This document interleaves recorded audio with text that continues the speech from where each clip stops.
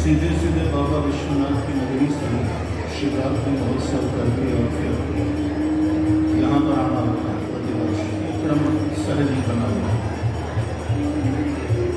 और वहाँ गंगा जी उत्तरवाही।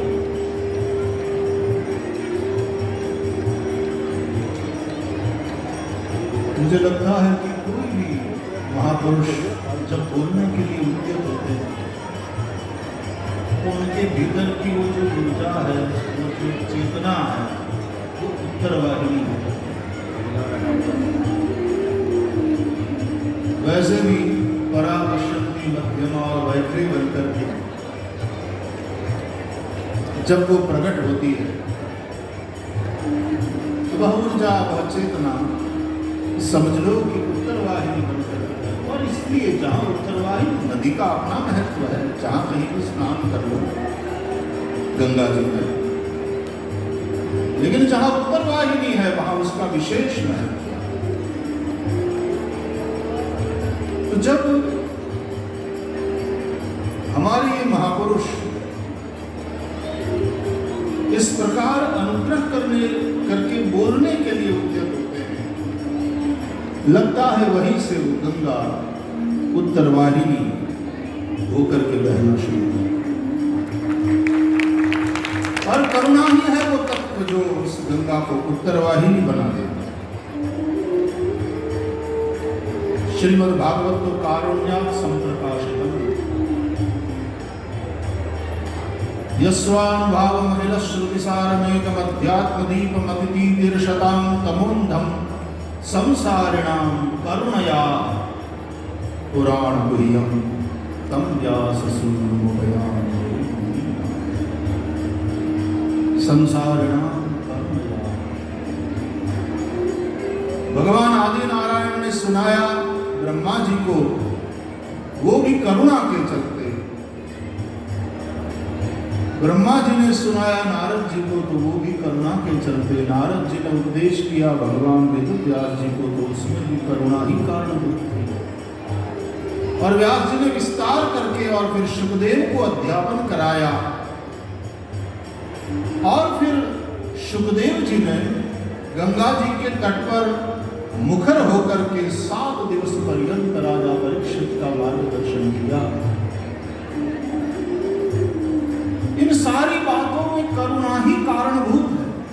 कस्मय्येन विभासितो यमतुलो ज्ञान प्रदीपः पुरा तद्रूपेण चिनार्दाय मुने कृष्णाय तद्रूपिणा योगीन्द्राय तदात्मनाथ भगवद्राताय कारुण्यः तच्छुद्धं विमलं विशोकममृतं सत्यं परम। तो ये महापुरुष जो बरसते हैं उसमें करुणा ही कारण है।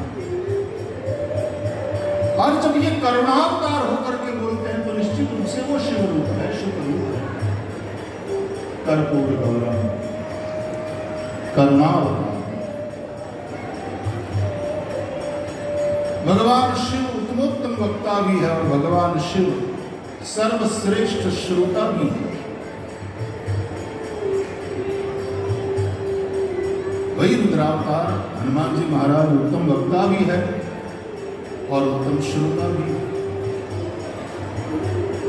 वक्ता तो ऐसे है उत्तम कि जिन्होंने श्री हनुमान जी के मुख से श्री राम कथा का श्रवण किया उन्हें राम दर्शन निश्चित रूप से। हम विनोद में क्या करते हैं कि आजकल हम लोग विदेश जाने लगे हैं कथा के लिए। सबसे पहले विदेश यात्रा करी कथा के लिए हमने बाय एयर गए और साथ में डॉलर पाउंड कुछ नहीं था, केवल राम नाम प्रभु मुद्रिका मेरे मुखमाही। वहाँ जेब तो थी नहीं और संतों के पास यदि कोई जेब है तो वो मुख ही है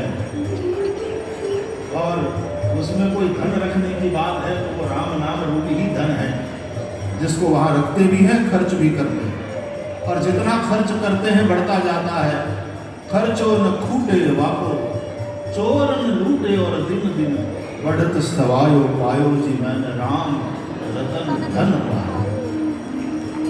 तो बस वही धन लेकर के प्रभु मुद्रिका मेरी मुखमाही हनुमान जी महाराज गए समंदर पार। जो उसने विरोध नहीं किया था कि समुद्र नाम ना, लेकिन हनुमान जी गए वायर गए, जाना जरूरी था।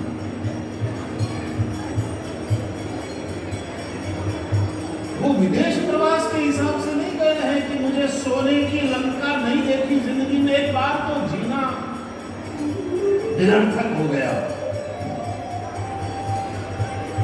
कई लोग कहते हैं एक बार अमेरिका नहीं गए तो क्या।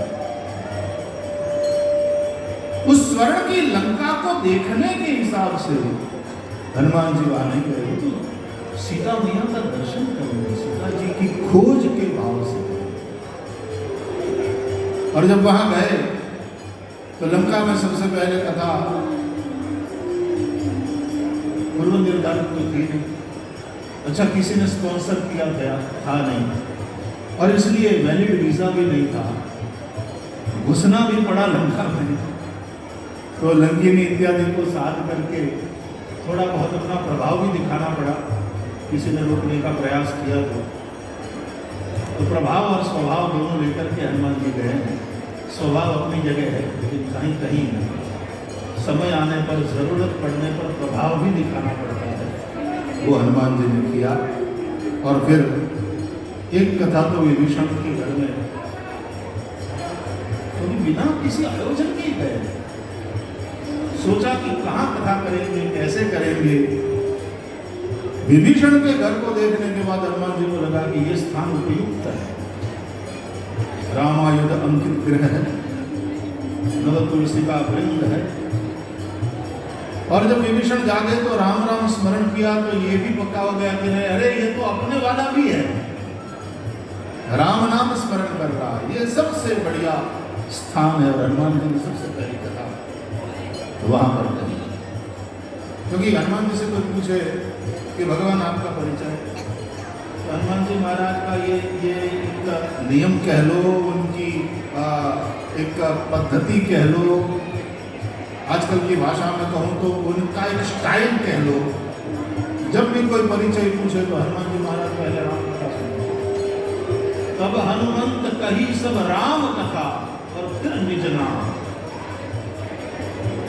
और इस तरह से राम कथा सुनाया कि विभीषण न केवल प्रसन्न हुए, लेकिन उस श्रवण से ही प्रेरित होकर श्रवण सुनियाय राम की शरण पहुंच गए। एक कथा हुई विभीषण के आंगन में, घर के प्रांगण में, और दूसरी कथा हुई थी अशोक वन पर, और वहां श्रोता थी श्री सीता जी। रामचंद्र गुण बरने लागा, और इस तरह से वर्णन किया करुणापूर्वक, सुन कही सीता कर दुख भागा।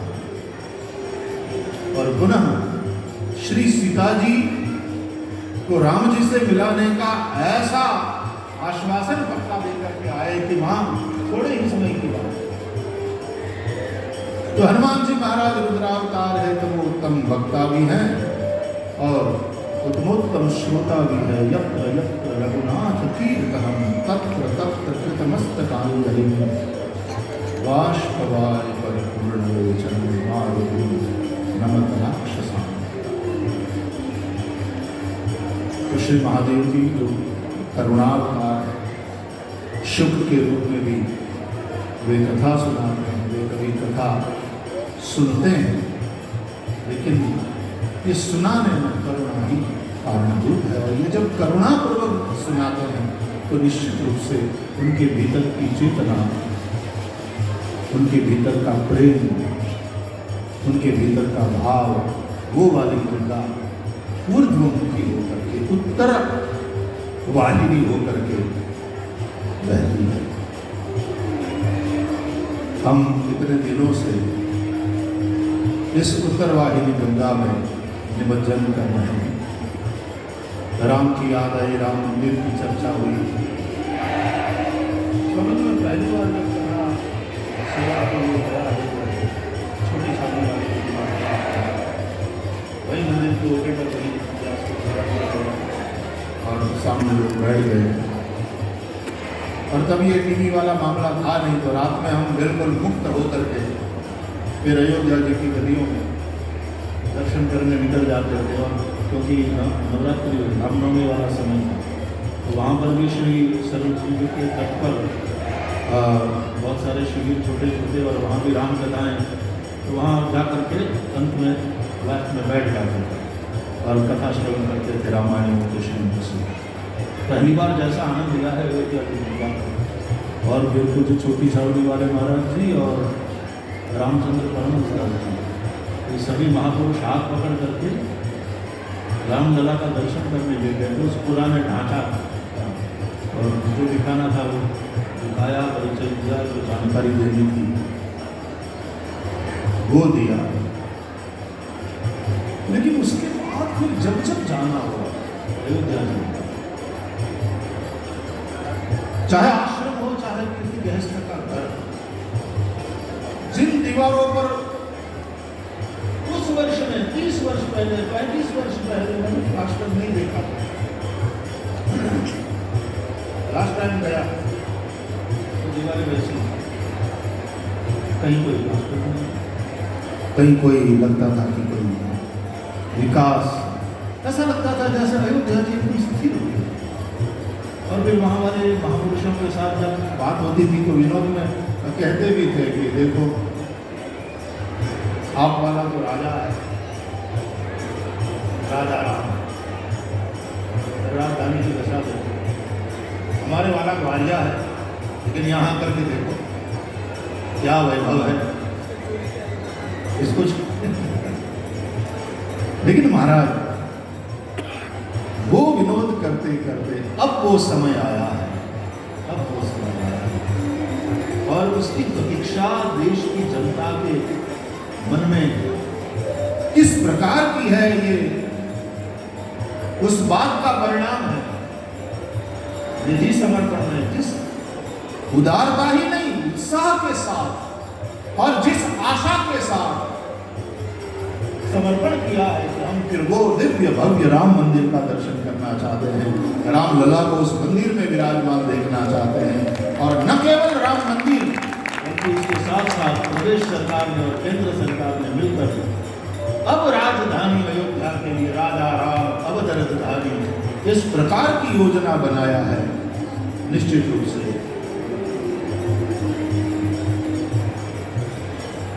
पूज्य स्वामी जी कोषाध्यक्ष है उस ट्रस्ट के, तो मुझे बता रहे थे, मैं वो आंकड़ा देना भूल गया। निधि समर्पण के अब तक के कार्यक्रम में भारतवर्ष की जनता ने 3000 करोड़ रुपया का समर्पण किया। मैंने सुना था जो योजना बना रहे थे 1500 करोड़ के आसपास की थी, 3000 करोड़ को निश्चित रूप से अब 3000 करोड़ वाली योजना बनेगी। उस तरह से तैयार होगा तो और भव्य दिव्य राम मंदिर का भी दर्शन करेंगे और पूरे संकुल का दर्शन करेंगे और साथ साथ अयोध्या राम राजा की राजधानी जिस नए ढंग से सजेगी धजेगी हम उसकी प्रतीक्षा कर रहे हैं। सभी संतों ने महापुरुषों ने करुणापूर्वक हम पर अनुग्रह किया। मैंने भी यहाँ से जैसी आज्ञा हुई सेवा करी। महाराज जी बोलना भी करुणा है, तो एक समय आने के बाद रुक जाना भी करुणा है। जी महाराज ने कहा कि भाई तुम्हारे प्रश्न के उत्तर में मैंने तुमको भगवान की मंगलमयी कथा सुनाई। अब देखो तुम्हारे पास इतना ही समय, मेरे पास तो समय है, लेकिन तुम्हारा समय पूरा हो रहा है। लेकिन अभी भी यदि और कुछ सुनना है, मन में और कोई प्रश्न है तो बताओ। और देखो महापुरुषों का प्रभाव कि जब तक मैं यहाँ बैठा हूँ तक्षक यहाँ नहीं आ पाए, अभी भी कुछ पूछना है तो पूछो। लेकिन घड़ी की ओर देख करके परीक्षित ने भी कहा कि धन्योस अनुग्रहीतोऽस्मि भवता करुणात्मना श्रावितो यच्च मे साक्षात् अनादिनो हरि। तो महाराज श्री सुखदेव जी महाराज वो करुणा करके गए। हम बड़े भाग्यशाली हैं कि करुणा की उस उत्तरवाहिनी भागीरथी में हम लोग निमज्जन कर रहे हैं। निश्चित रूप से जैसा पूज्य ज्ञानानंद जी ने बताया, स्वामी ने केवल बरहापीड़म के ऊपर जो करुणा बरसाई तो निश्चित रूप से 40 दिन की तो कम ही पड़ेगी। केवल बरहापीड़म, और बरहापीड़म भी पूरा नहीं हुआ था। अभी बरहापीड़म पर जितना कहना चाहते हैं पूज्य स्वामी जी वो पूरा पूरा नहीं कह पाए। तो टैगोर को जब वो मिल गया ना 10,000 तो अवार्ड मिल गया, नोबेल प्राइज मिल गया।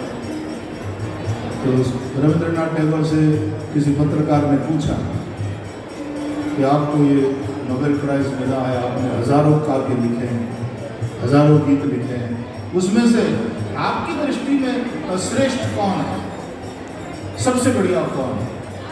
रविंद्रनाथ टैगोर ने कहा वो तो भी लिखा ही नहीं। मैं जिस गीत को गाने की तैयारी में इतने गीत लिखा हूं तब नोबेल प्राइज आ गया। ये तो अभी तैयारी हो रही थी, अभी तो मैं अपना सांस मिला रहा था, अभी तारों को सजा रहा था। बस उसी तरह स्वामी जी केवल तारों को सजा रहे थे, अभी तो सांस को मिला रहे थे। और बरहापीड़म उतने पर भी वो पूर्ण कह नहीं पाए। पर ये करुणा होती है, ये करुणा होती है महापुरुषों की। महापुरुषों की उस करुणा की उत्तरवाहिनी भागीरथी में निमज्जन करके हम लोग धन्य हैं। और वही करुणा बुलवाती भी है और वही करुणा विराम भी बुलवा देती है। श्री रमण बिहारी लाल। पूज्य भाई श्री को अपने अलग से अंदाज में श्रवण किया, चिंतन भाव प्रेरणाएँ रहस्य उद्घाटन और सब कुछ कुछ मिनटों में ही उन्होंने अपने शब्दों में इस तरह से सजाया पिरोया और हम सब के लिए अमृत प्रसाद वितरित किया। वास्तव में दिव्य निवेदन पूज्यपाद श्री महाराज जी से